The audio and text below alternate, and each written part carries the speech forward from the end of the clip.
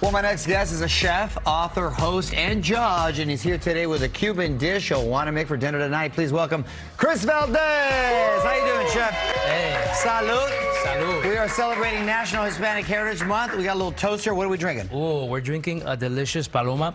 And I'm getting at that age where instead of tequila, I'm appreciating that mezcal, that little smoky flavor. Yeah. So do you like mezcal? I like mezcal, too. Mezcal, I like yeah. mezcal, too. What do you mean that age? Is it like viejito drink or Well, what? it has like that smoke. I'm getting a little older. No, don't. Hey, me too. Don't start something, Mario. But the mezcal, I really appreciate that smoky flavor and a little bit of grapefruit, lime juice, and some simple syrup, and you have a great drink. I like it. Salud to that. What are we making today? So today we're going to be making a fricassee de pollo, or chicken fricassee, or how my boricuas call it, pollo guisado.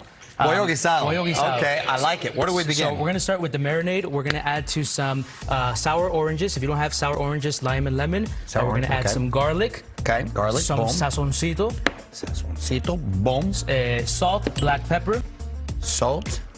Black pepper. And then we're going to add the chicken. And then what we're doing here is we're going to let this marinate. Now, this is like when you go to the spa and you have a you kind of day and you let yourself, feel yourself and whatnot. This is what we're doing here. This is going to stay overnight in the fridge. Just so it collects flavor and it feels great. Yeah, all of it. Okay. All of it. We want to add all of it. We're going to feed the whole studio here. Hey, there we go. That's the way to do it. They like to eat. So once we mix it up, we overnight it, and this is how it ends up. And look how it has that beautiful color. Yeah. Are you making this at the Wine and Food Festival? I would make this, but no. We're going to be making some ropa vieja birria tacos. Oh, I love ropa little vieja. Cuban take on the. And I'm going to borrow this right here. And we're going to add our chicken, and we're going to sear this on all sides. Oh, nice. Did you hear that little sizzle? I like that little sizzle. That's what we want to do. So we're going to sear this for about 4 or 5 minutes on each side, and then... What kind of chicken? Just chicken breast and legs? So you could do the leg or thigh, or you could do some chicken breast, or you could do what my mom does. She adds the whole damn bird in there. I'm down with that. And then once we sear the whole thing, we're going to start adding our onions. If you could help me with that. Onions, green bell pepper. Can you smell that already? Does it smell amazing? That smells good. We're going to add our little bell peppers. A little bay leaf. Little bay leaf. Okay. We're going to add some olives. Ooh, I love the olives. So you're team olives. Some people don't like olives. No, I love olives. I love olives. Don't hang out with people who don't like olives. Yeah, I like that tip right there. What about the papas? We're going to add some papas, some potatoes. Okay. And then if you this is good and hearty right here. And I like this too because, again, celebrating Hispanic Heritage Month. We have such a beautiful culture and the food is great. Wait, are we putting all this? We're going to add all that. What is this again? Paste? Yeah, tomato paste. Okay, got Tomato sauce, tomato paste. And we're going to add some wine. And here's a little tip for the wine. Make sure it's something you drink. Because a lot of people, especially in the Latin culture, they use vino seco.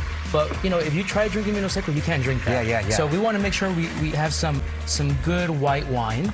Oh, wow. And then we're going to let that cook for about 45 minutes. It looks cool, too. It looks amazing. And this is what we end up with. And this is something that that I would get home to, and Mom would serve it with some rice and some plantains. Yes. And this is like a comfort food that you could enjoy with the family. jugo right there, like the rice will soak it up and everything. With the tostón, or the mariquitas, or the sweet plantains. That's what I'm talking about. What this does is that it brings everyone to the table and allows you to enjoy some Latin comfort food, Ooh, I like the jugo right there. Yeah, and I think now more than ever, it's very important to continue to share recipes like this and to continue to share our culture como Latinos, to keep our traditions alive, to keep our sazón alive, and I truly believe, and I'm convinced, that food is the vehicle that's going to keep us all together. I agree. And allow us to just share this bond, for the mezcal, for all ages. I love it. For all ages. And for all ages, right, that's right.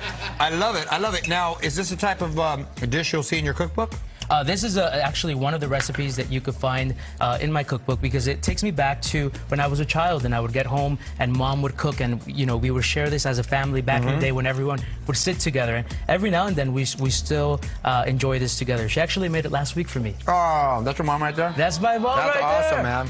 I love you, Mom. Awesome. And my mom, like many Latin parents, came from Cuba and El Mariel to give us a better life. And now that I'm doing my career, one of the things I strive for is to make my parents happy. Exactly. As a little thank you for everything they've done for us. Good for you. Good for you. I'm sure they're proud, man. Congrats on everything. Listen, please be sure to follow Chris on social media.